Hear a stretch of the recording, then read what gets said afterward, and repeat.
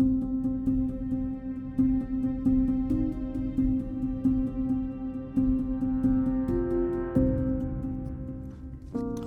we have 9 directly related and then 2 others indirectly. And most of them were last year or in about a 14-month period, but I did have 3 of them that were in 2020, kind of when I learned all about this. It was weird because I'm really involved in my neighborhood. Part of when I got sober was helping other people and kind of just being involved in the community. And my neighbor directly across from me, I knew he had been struggling with different drugs and stuff. And I had went to go knock on the door because my kid was mowing the yard in the backyard and nobody answered and I didn't think nothing of it. So I went to the neighbor next door and said, "Hey, have you heard of Joe? What's going on with Joe?" And went inside and they found him deceased, and I didn't know anything at the time. And I come out and found out a couple weeks later when his friend, which is his family, told us that he had fentanyl and weed in his system, and they said it seemed like the weed was laced with fentanyl, but they didn't know if it was by choice or not. And I'm like, "What are you talking about?" I'm like, "You mean cocaine or something?" Because back in the day, I heard that all the time. And they're like, "No, it was fentanyl." And I was like, I had never heard anything like that. And that was January 2020. And then 2 months later, the guy lived right next door to him, a good friend of ours, James, overdosed on fentanyl and weed, same way. So I'm like, did he take the stuff from the neighbor's house? I don't know. But his wife blamed herself, didn't take it well, and 3 weeks after he died, she killed herself. So it was just like all 3 of them, boom, boom, boom, for something I didn't even know was a problem. My brothers and my mom and my stepdad at the time, they all smoked weed. I didn't judge them. That was their thing. So I started telling them, and I started telling other people. I'm like, I don't know if they knew it was in here or not. So I started telling everybody, like, y'all need to be careful, especially the young kids. I'm like, how are you going to know what's in it? You know, like, how do you know? Because I couldn't imagine them doing that on purpose. But I mean, I don't know. And I didn't really hear anything about that particular combination for several years until, last year. We had just lost my grandmother, and my stepdad was down in West Palm with my mom, helping close up the estate and all that. And he'd come back up to our town where we live to get the house ready to bring all the stuff that my mom wanted to keep. And he was always well known as a pothead. It was just, he smoked pot, he drank his beer, sweetest guy you ever met, though. George. We used to call everything geo-rigged because he would rig everything up his way. But he was up here, and he went with what we thought were friends and to hang out and play poker because he loved playing poker. And this supposed friend rolled a joint for him to smoke. And from my understanding, from what the police said, was that it was so potent, there was so much fentanyl in it that it couldn't even properly digest. So it's like he inhaled it, and then the second one, he was dead. So no one else in that group of supposed friends smoked that joint, just my stepdad. It was handed to him by the witnesses, and he was dead, I guess instantly, but probably not instantly because they tried to cover it up by putting him in the backseat of his own vehicle and then driving him to his house and leaving him in the back seat. And they put his wallet on the floor of the back seat. They opened his wallet up so you could see his name, and they put some Narcan on the seat. And then you could see where they administered Narcan well after he was deceased. So that particular time, I know it was unknowingly. Like that part I know with my stepdad. That was not a choice. There's a lot of other things going on with these people. The person who actually laced his joint has had 3 people die of fentanyl and weed overdoses in his home within 3 months. 3 months. I had to go up the chain because it was through Newport Richey Police, which is a very small department.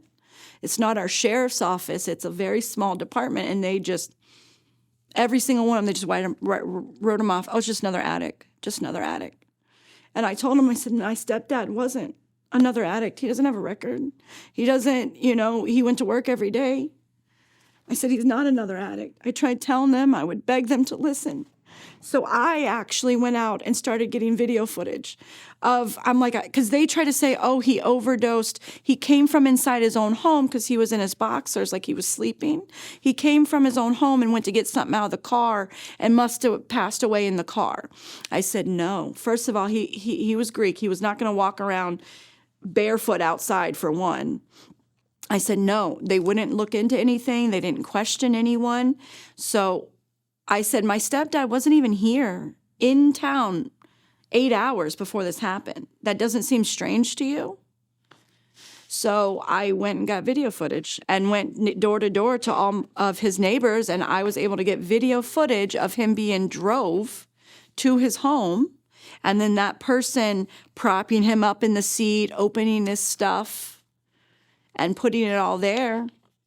My understanding is maybe because he was the third one there, maybe they didn't want more heat on that home. But I brought all the evidence to the police, and they said, well, at worst, it's just tampering with a body or something, some ridiculousness. I said, no, I opened his phone, and I showed that guy was threatening my stepdad just the week prior because he owed my stepdad money.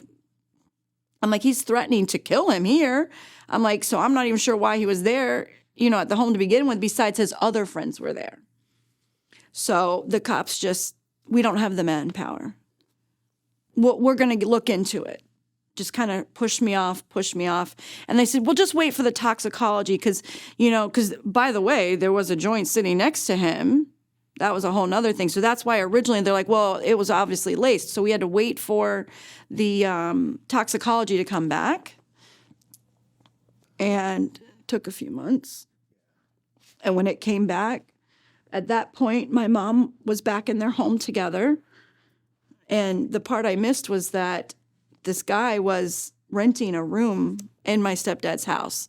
And that was kind of where the whole fight had come in, was the guy was supposed to move out, and he owed my stepdad money, but they all had other mutual friends. It was just convoluted. But anyway, so my mom comes back, not thinking that there was no way the roommate could have done that, Toxicology comes back, and I said, Mom, I told you, because 2 other people died from fentanyl and weed at that same person's house, the roommate's best friend's house, where they all hung out at. I said, I told you. And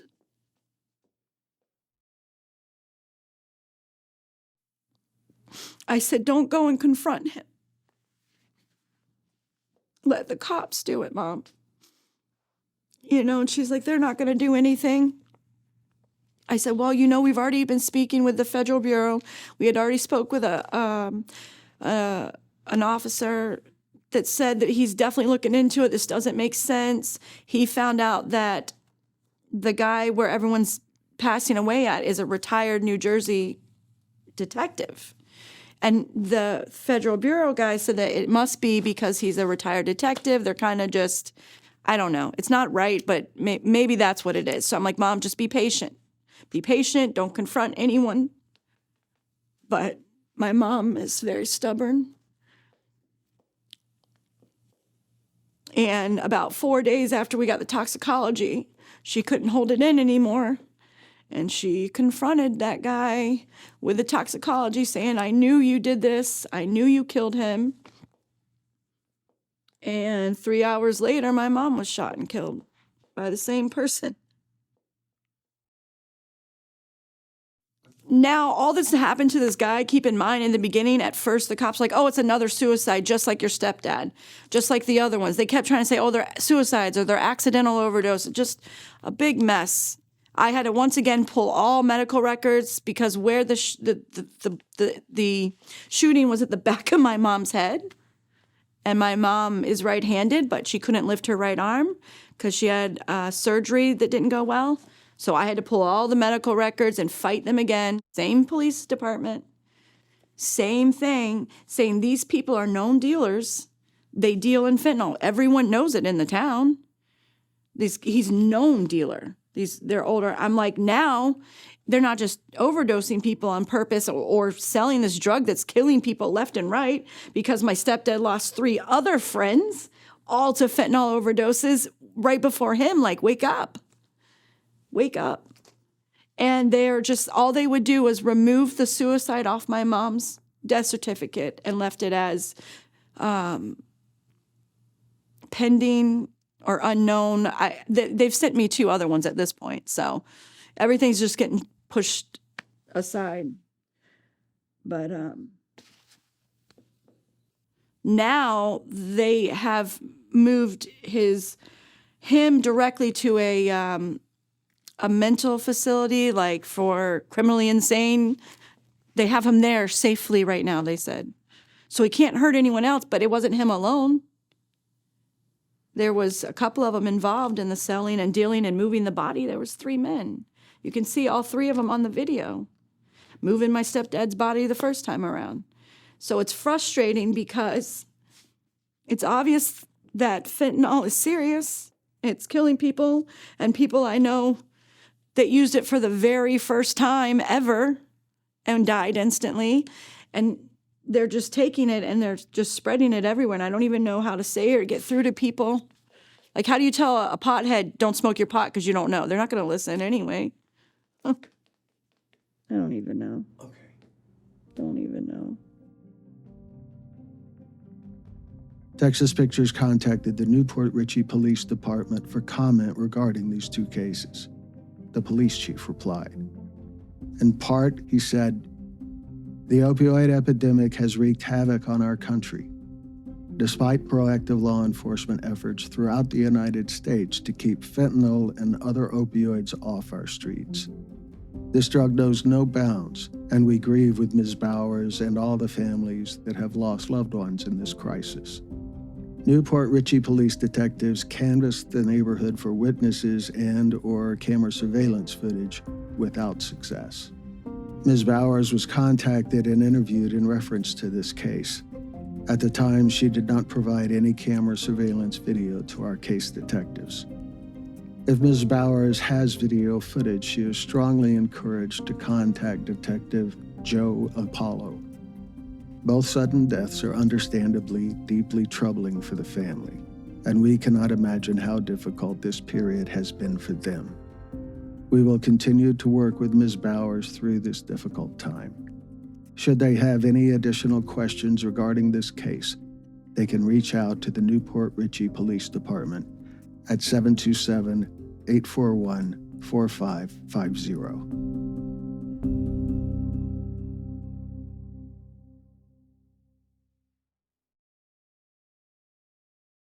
I think part of the problem, is with it being legalized in so many areas. And I'm not someone to say it's good, it's bad. I know there's times that you need the THC pills for certain treatments and things like that. But now with it being legalized in so many areas, it's just everywhere. Like, I can't go a day without smelling it. And then I'm worried in the back of my head, like, where'd you get that weed? Is it something you got in a store? Is it something you got off the street? So I think about that a lot. And just the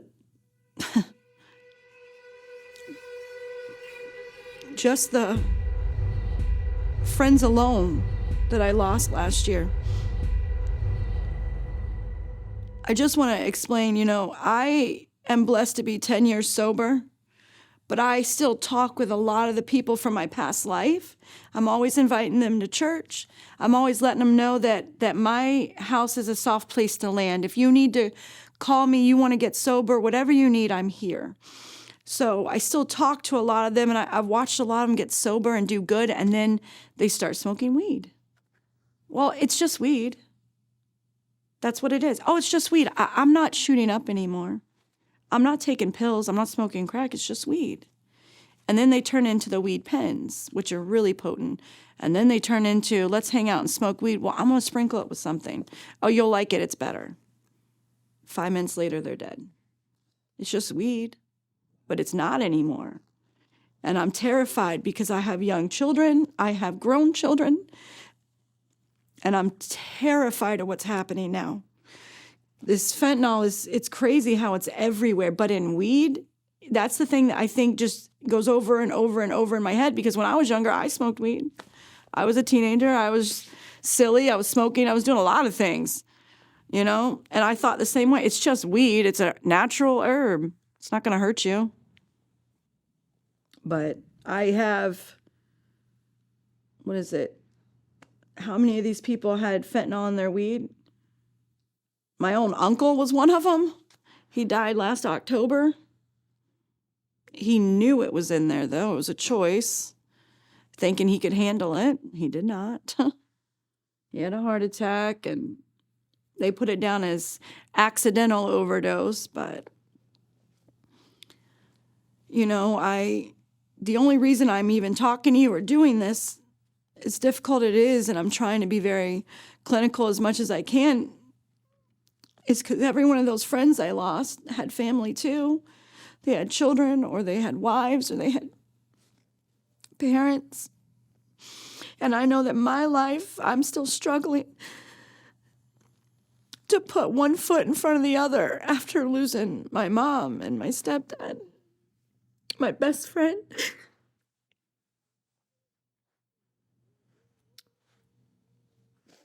So I thought maybe if I go and talk, and maybe someone will watch and realize that it's serious. You know, of course they know fentanyl's bad. It's really bad. But, you know, they might think they're going to smoke this joint or however that it is, and they think, oh, it's only a little bit. It can't hurt you. But it can. It can't just hurt you. It can kill you, and it does. It can also mess with your mind.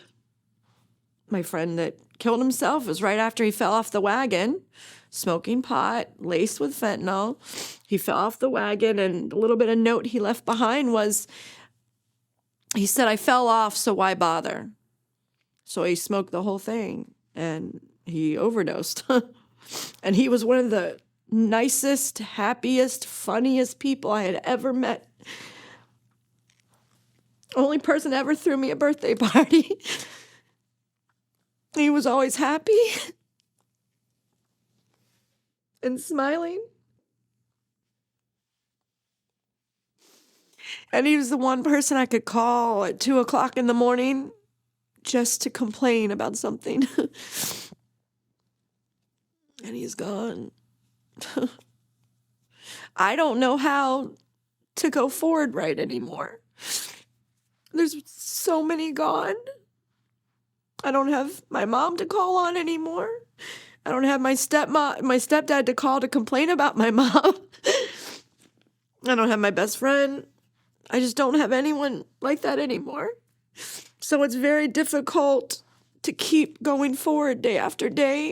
It's put me in some dark places that thankfully I got sober and I have a good foundation in my church, or who's to say I wouldn't be with them. But I'm telling you right now, it's hard. It's hard every day. The only way I get through the days is kind of pretending it didn't happen. That they're still around, and it's not an epidemic or whatever you want to call it, because it's a real problem. And I think now I'm like so overprotected of my next rounded children, because I'm terrified that they're going to be hanging out with their friends and want to go smoke weed or do something silly, and I might never see them again. So I'm so overprotected. My kids are like, Mom, you don't let me go anywhere. And I told them I'm scared. I'm scared to let them go spend the night somewhere. I'm scared for them to go to a party, and what if there's only one adult and the kid brings weed and they don't know any better? So I just don't really know how to function yet.